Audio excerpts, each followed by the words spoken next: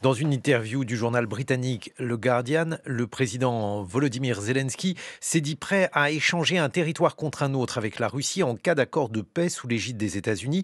Une proposition vite écartée par le Kremlin, car quelle que soit l'ampleur de l'aide européenne engagée auprès de l'Ukraine, Zelensky soutient que le pays ne pourrait s'en sortir sans l'appui des États-Unis. À la veille de la conférence sur la sécurité de Munich, que sont prêts à faire les États-Unis pour l'Ukraine? Bonjour Marie Dumoulin. Bonjour. Vous êtes ancienne diplomate, directrice du programme Europe élargie du Centre de réflexion l'European Council on Foreign Relations. On a donc appris que Donald Trump a annoncé des négociations immédiates avec Vladimir Poutine pour mettre fin à la guerre en Ukraine. Il s'est également entretenu avec Volodymyr Zelensky. Qu'est-ce que l'on peut dire aujourd'hui au sujet donc de ces entretiens ?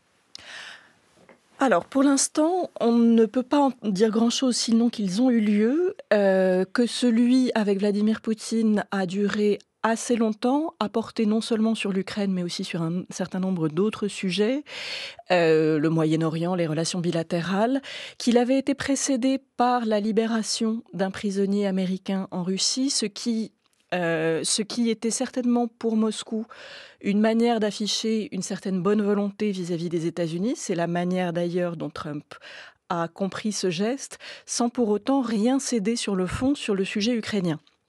Et en réalité, ce qui est ressorti entre les lignes des communiqués qui ont été publiés hier à propos de ces entretiens téléphoniques, c'est une approche américaine qui est plutôt favorable à la vision russe des choses et qui retombe un petit peu dans ce que craignaient les Européens après l'élection de Donald Trump, à savoir un règlement qui se ferait, quoi qu'il en coûte, d'une certaine manière pour l'Ukraine, en mettant la pression sur la partie ukrainienne plutôt que sur la Russie et en cherchant à aller vite sans prendre en compte nécessairement les intérêts de sécurité ni des Ukrainiens ni des Européens. Mais alors justement, à cet égard, est-ce qu'on est capable de savoir aujourd'hui ce que veut Poutine? Parce qu'on a un peu des difficultés à l'imaginer.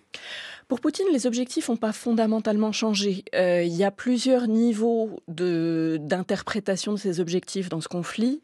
Il y en a un qui concerne l'Ukraine très directement et qui consiste à reprendre le contrôle de la trajectoire politique de ce pays.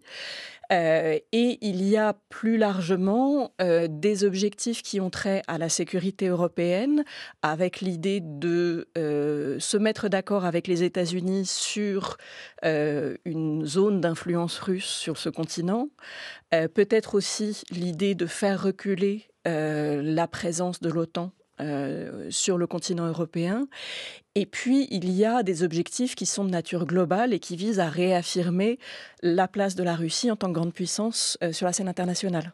Bon, alors, la première hypothèse, la dénazification, puisque c'était donc le mot d'ordre de Vladimir Poutine, ce qui signifie en réalité mettre un gouvernement à la botte de Moscou, ça ne peut décemment pas être dans les négociations? Ça ne sera pas dans les négociations, mais les négociations peuvent permettre à Poutine d'atteindre cet objectif en jouant quelque part le temps long et en misant sur la déstabilisation de l'Ukraine que suscitera tout accord qui serait trop faible pour protéger ce pays sur le long terme. Zelensky a un fort enjeu de politique intérieure derrière ces négociations. Il joue quelque part sa survie politique et Zelensky ou quelque autre dirigeant ukrainien que ce soit sera mis en cause dès lors qu'il passerait des compromis avec la Russie. Mais parce qu'on a imaginé, mais peut-être à tort, hein, peut-être que c'est quelque chose que j'ai cru, mais que je n'aurais pas dû croire. On a pu imaginer pendant quelque temps qu'un accord territorial était possible avec Moscou, qu'il y avait la possibilité, je ne sais pas, d'entériner le fait de laisser la Crimée à la Russie, ce type d'accord, et que cela pourrait suffire au moins pour un cessez-le-feu. Alors je pense que c'était effectivement une illusion de penser qu'un accord territorial permettrait d'obtenir alors un cessez-le-feu peut-être, une paix certainement pas. Ce conflit n'a jamais porté sur des territoires. La Russie a annexé un certain nombre de régions ukrainiennes depuis 2022, mais c'est quelque part un pis-aller. Les objectifs de Poutine, en tout cas ceux affichés lors du lancement de cette invasion, n'ont jamais porté sur des territoires. La Russie a des territoires, elle n'a pas besoin de ces 4 régions supplémentaires. Ce qu'elle cherche, c'est avant tout à reprendre une forme de contrôle sur l'Ukraine. Elle n'a pas besoin, on a toujours besoin d'un port, on a toujours besoin de terres qui sont des terres agricoles riches. Alors, c'est une valeur ajoutée qu'on ne peut pas négliger. Ça n'est pas l'objectif initial.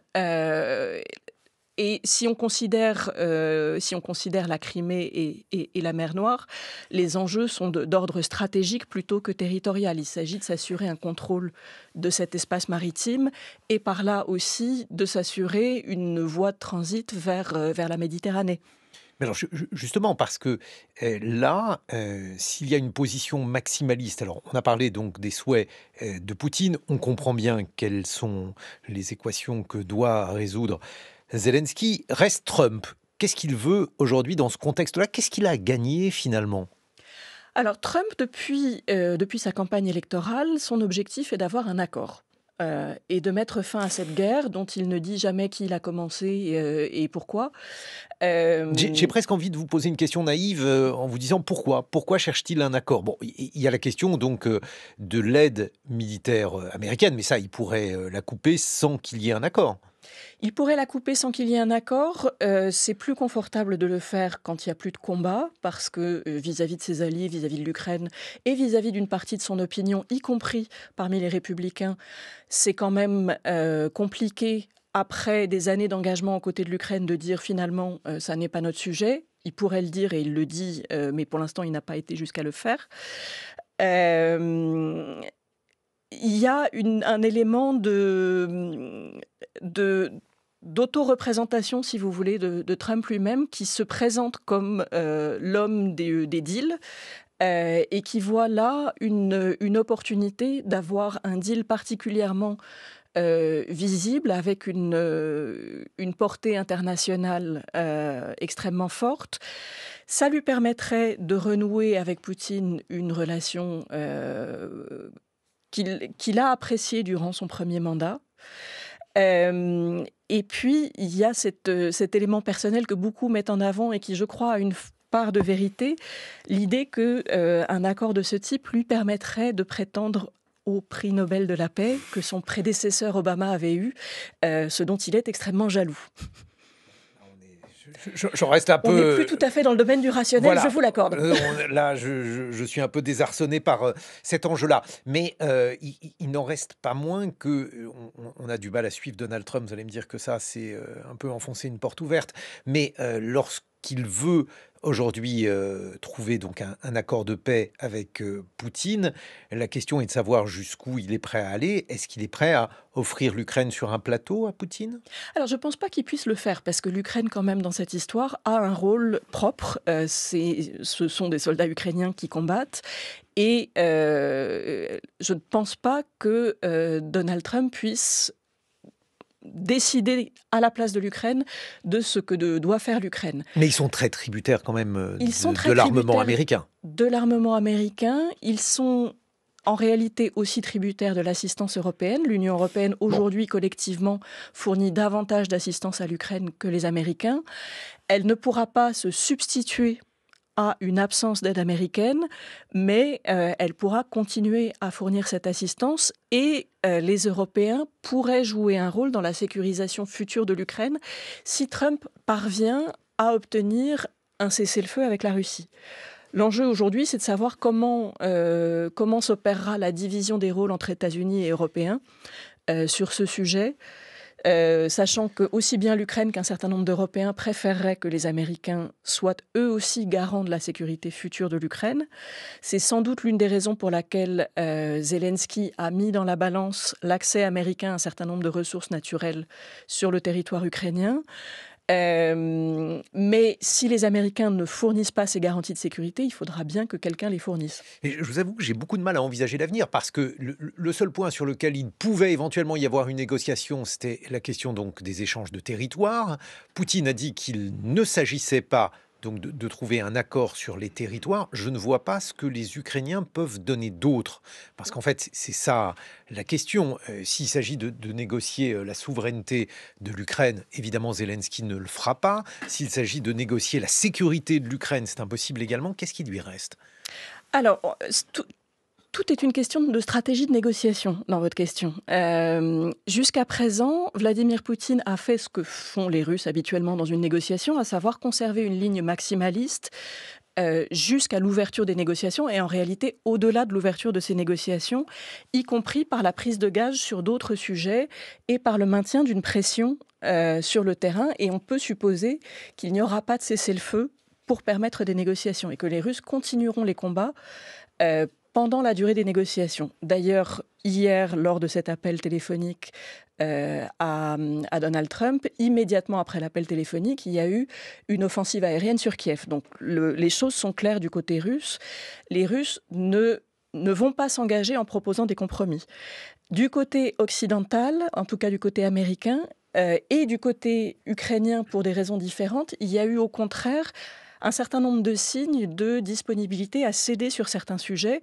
Du côté américain, c'est la question notamment d'une éventuelle adhésion de l'Ukraine à l'OTAN. Quant aux Ukrainiens, ils ont fait des signes d'ouverture qui étaient moins adressés à la Russie qu'aux États-Unis pour dire qu'ils étaient ceux qui étaient les plus favorables à une négociation. L'enjeu pour eux étant de dire aussi aux États-Unis, et à Donald Trump en particulier, nous sommes ceux qui ont intérêt à une négociation, mais nous avons besoin de votre soutien.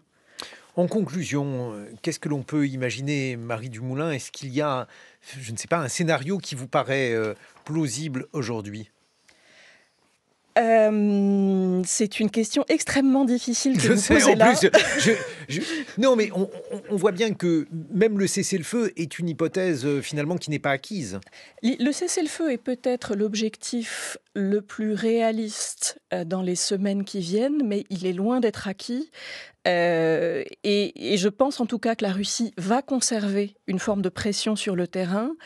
La question ensuite, si les États-Unis parviennent à obtenir un cessez-le-feu, ce sera celle des conditions de ce cessez-le-feu et ce sera surtout celle des garanties de sécurité que les partenaires pourront apporter à l'Ukraine et notamment les Européens. Merci beaucoup, Marie Dumoulin. Je rappelle que vous êtes ancienne diplomate et directrice du programme Europe élargie du centre de réflexion l'European Council on Foreign Relations.